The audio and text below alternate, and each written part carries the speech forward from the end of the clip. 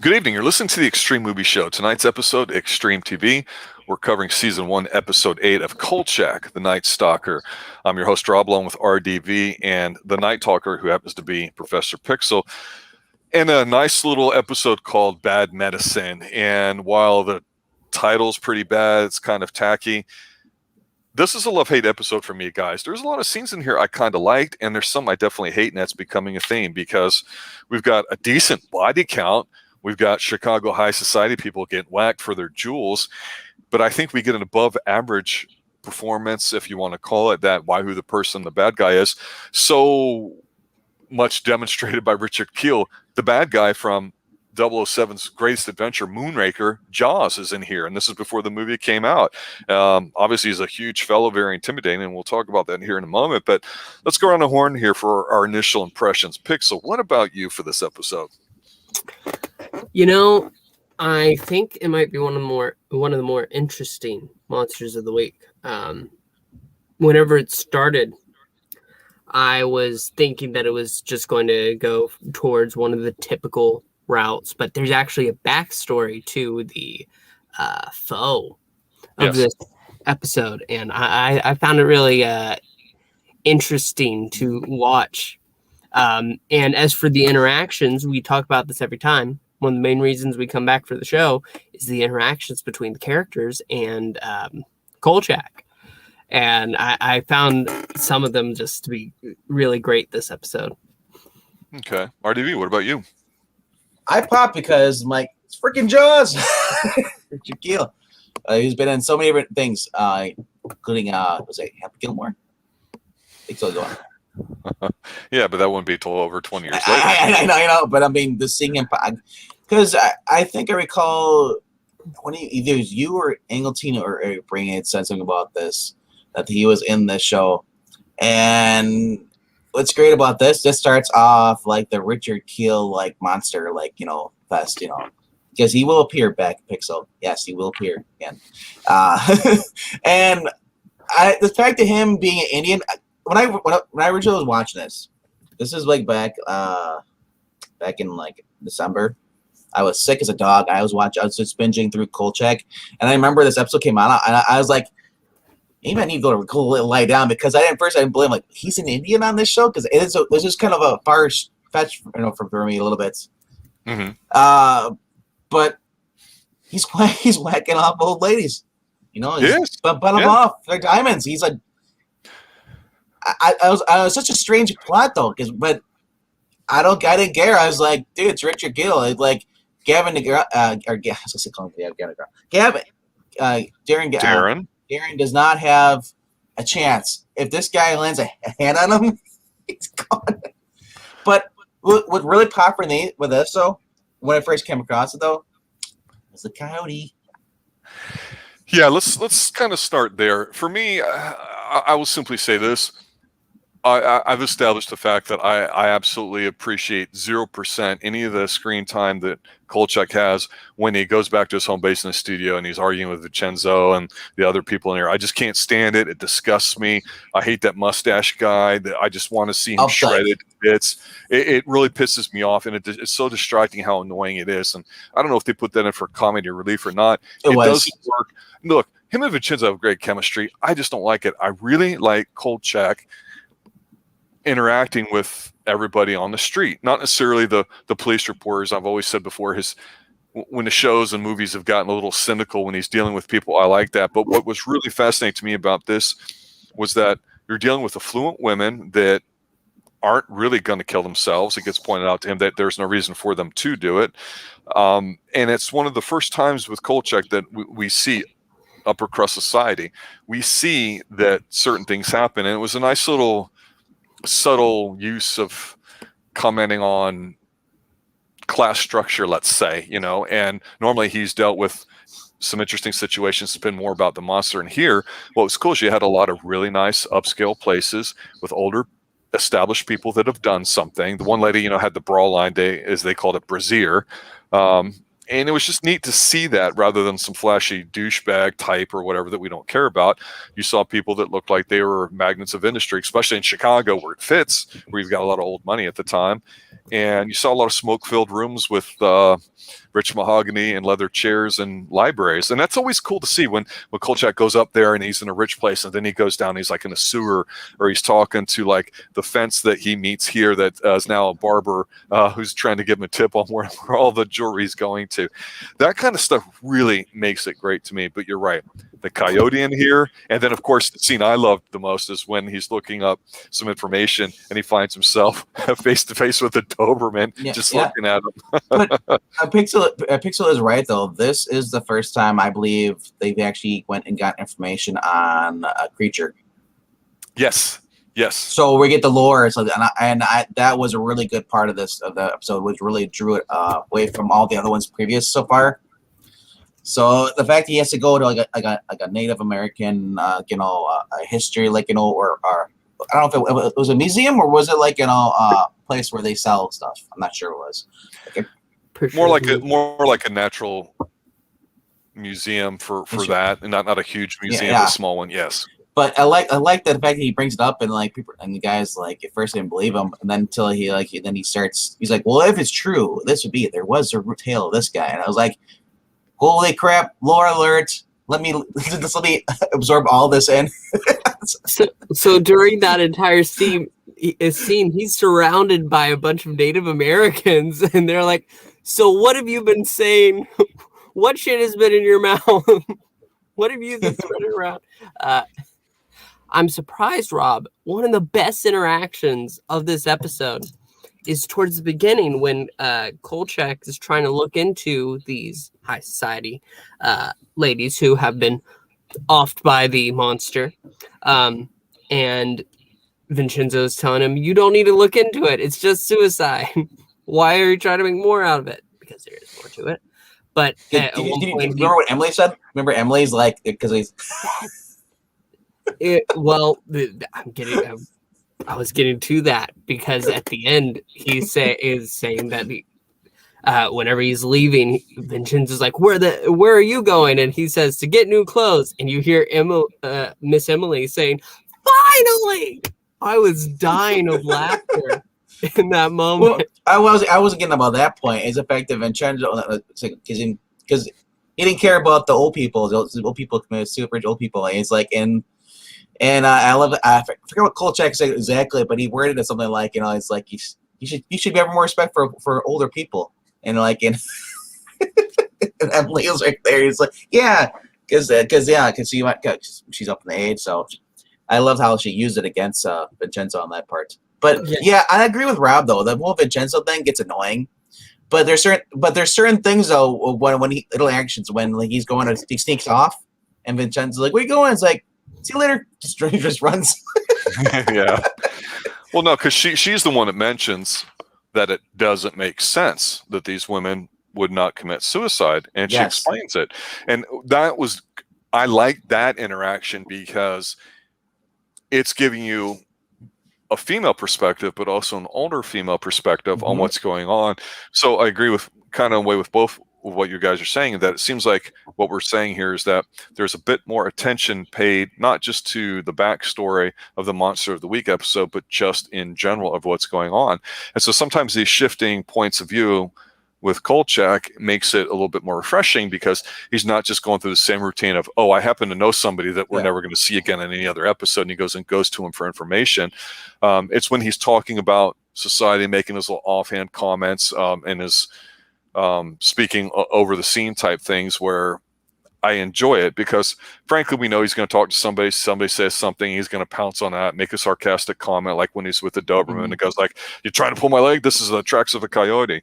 And, even though the plot's as simple as these women are basically look like they're offing themselves, and we see this sorcerer, as it is, a Diablero, the Richard Kuehl guy who's almost 7 feet tall, huge, massive individual, looks very intimidating here, definitely fits the part. Is just taking her stuff. We don't know why, and he's not really talking a lot. That's good enough. You don't have to have everything. So people talking about the bad guy and his history, or in this case, a neutral party we don't see too much the Indian History Museum that he goes to when they say, well, wait a minute, let me look at these feathers that you're finding being left behind. If that were true, this is what it would be, but it's just kind of like a tail. And I think that's really good because it allows your brain to fill in what's going on too. And you don't have to rely on, oh my God, this is a really bad looking werewolf or vampire or whatever. And that's in a very tight budget thing like this. That was very good. So to me, I think that the writing really stood up for this episode. That was the key element for me. I feel like this is the opposite of the episode before, because the episode before we get the Satanist and he's a political figure, so he's talking a lot, even though he's taking the form of this dog. He is constantly interacting with people. We hear him talking. This one, he's silent, but he's deadly as hell, and it's definitely enjoyable. He's got that piercing stare that makes you just want to slit your wrists. Yeah, because that's what happens. I found it. I have to admit, when it first started happening, I was staring. And whenever the guy's face would come on screen, I couldn't help but laugh. I was like, "What the hell?" The trance thing. At first, it annoyed me. I was like, "Sir, no one can like not look. Everyone has to look at him. No one can just get away and say like, yeah, there was an Indian. You know, everyone has to freaking die." It's almost like a Medusa effect. And it gets to that point to where Kolchak has to show the monster himself, and then he fades into ashes. That was a gruesome scene. And whenever he was let's not go to the climax already, bro. We'll build up there. Well, let me say this, because I'm getting close to climaxing. No pun intended. That's just the way it comes out. I mean, what am I trying to say? All right. One of the things we talked about with some TV shows is, especially if they're not high budget, is talked about how there's some really good writing stuff. But again, when you're under the gun to have to film something for a week and turn it almost a week or so later and get it out on TV, especially back in the 70s with this show, early mid 70s, there's something to be said for a lot of the interiors, are going to be filmed on a lot or inside a, studio place. But also, you're going to have your outdoor exterior shots. Some of them get reused. You get a lot of the overhead shots here in Chicago, which are neat. But there's one scene that just for some reason I found myself going, I like the way this is shot, even though I don't think it's artistic. It's when he's chasing him up during the day in the one building that's not too tall, the white building, and he turns into the crow, let's say.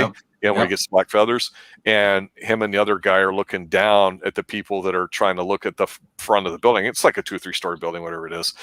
You just almost kind of feel like you're there. And I don't know if that's because it's filmed in that 4:3 aspect ratio, like everything was back then, I believe. But it's just, there's certain shots about Kolchak that I think are good in that they're not anything great, but it draws you and makes you feel like you're there. And a part of it has to do when they start inside, and then he's driving somewhere, and you get a close-up of him driving his car on the street, and then you get to see a lot of stuff in the background. It really almost makes you feel like you're there in Chicago, even though most of it's not filmed there. So I do kind of like that when I'm watching some of these older shows. It feels realistic.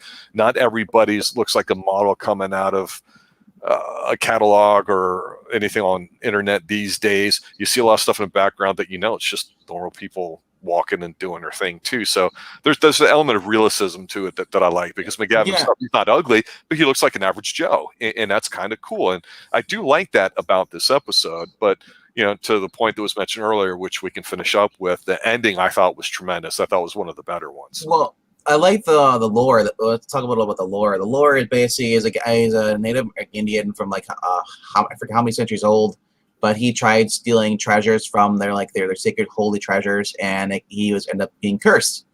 So throughout the centuries, he's been forced to come and steal enough treasure, I guess, to buy his way out of the curse. Is that what it was? I can't remember if it was that or just replace what he stole. Yeah, to pay the piper, baby. Yeah. So.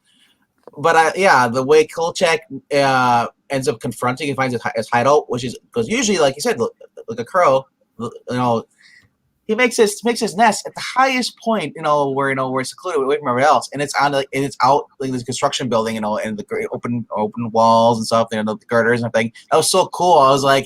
I'm thinking like, I'm waiting for Kolchak to look down and be like, whoa, and hold onto his hat, almost fall over. Right. It's whenever I see stuff like that, because I have a fear of heights only when it comes to stuff like that. I get vertigo. I don't want to look down or any of that stuff. I hate bridges and stuff, high places. So seeing like that, that's the final confrontation was, and then you see him going how he defeats the villain. I hate saying the villain of the week, because that just makes you be like.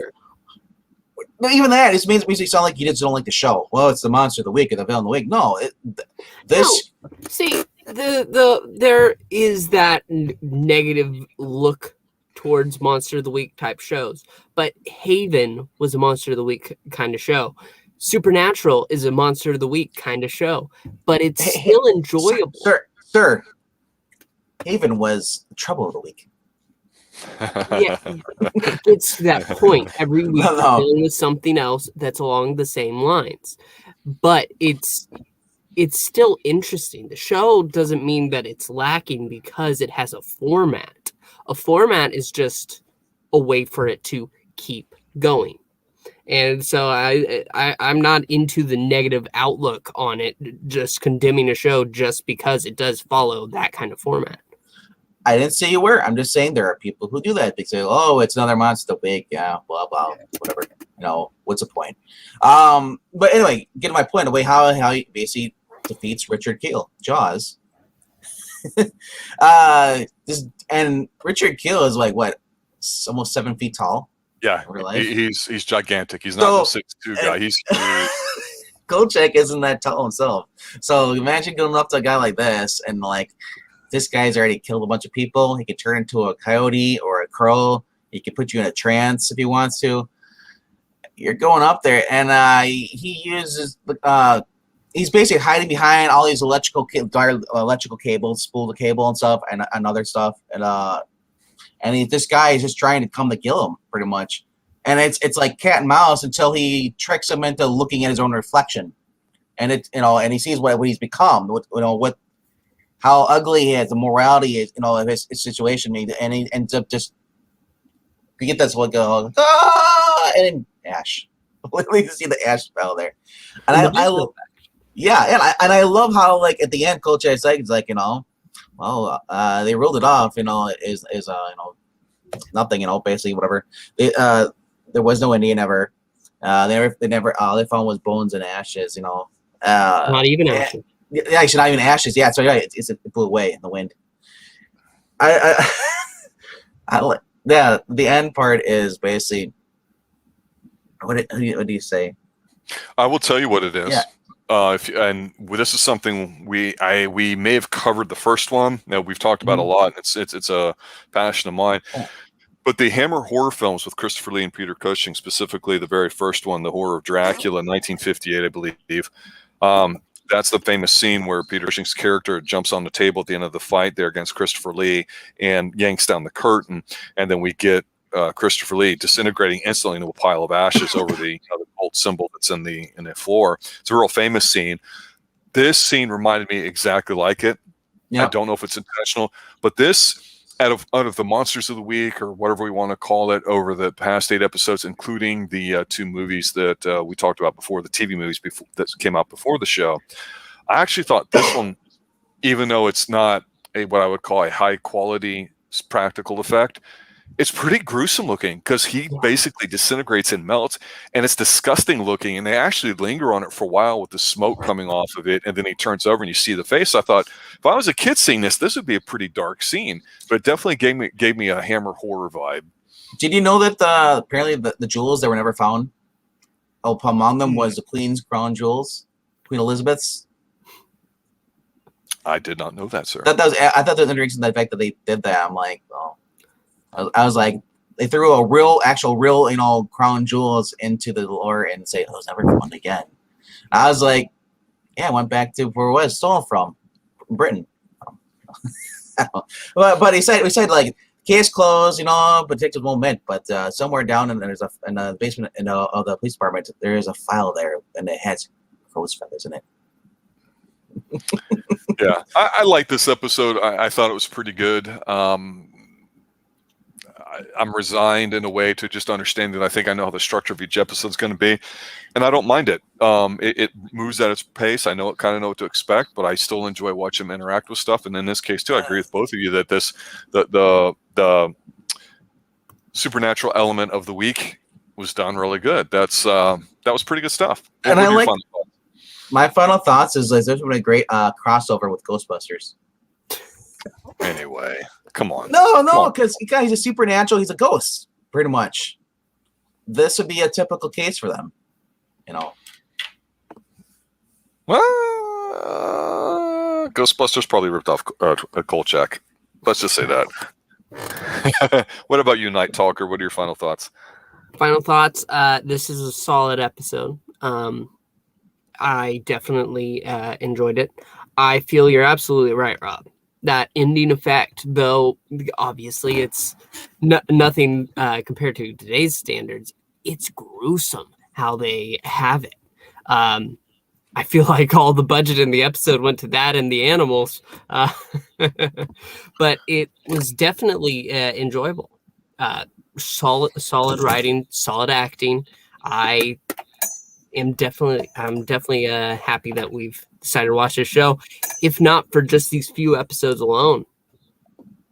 Yeah, this episode reminds me of seeing a few of these when I was really young as a kid, and when we decided to watch this and talk about it, I hadn't seen it since the 70s, and I remember there being an episode or two that I thought was kind of scary. I just don't remember which ones, but this one I'm looking at going, this episode, I'm not scared of anything in here, but it doesn't feel like it's a childish episode. It feels like it's pretty dark in a way for maybe at that time. So yeah, I agree with you. I enjoyed it. I think it was really good.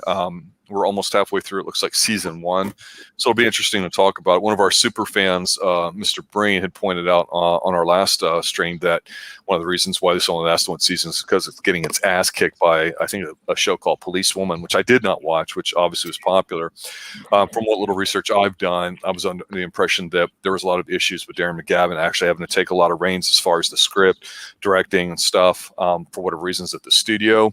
That's why, to me, what really stood out in this episode was the fact that they paid attention a little bit more, it seems like, to the script with the backstory of the character, like we said before, the lore of him, and, of course, the ending. So I like that, and I'm looking forward to seeing a few more episodes that are really, meaty and juicy like this. The Singles Cruise was kind of dated, but, it was a different setting, and they always do change things up like that. So that's really watchable. I like the werewolf one. I did too. I was like getting a little bit of Love Boat with the werewolf. There was a reason why the logo was behind me that day. Yeah. All right. Well, for those of you listening that enjoy some of the other things we've talked about, we've covered Haven season 1, at least the first 12 episodes. We never did the 13th. Things came up at that time. We may go back and be doing season 2 on that. Check that out on Xtreme TV here on the Xtreme Movie Show. We have classic movies, science fiction movies, action movies kicking out our most popular playlist that we have there too. And if you want something, let us know. We'll be glad to review it for you. So for RDV, for Professor Pix and everybody involved here at the Xtreme Movie Show, I'm your host, Rob, saying good night, and as always, stay extreme. Stay safe out there.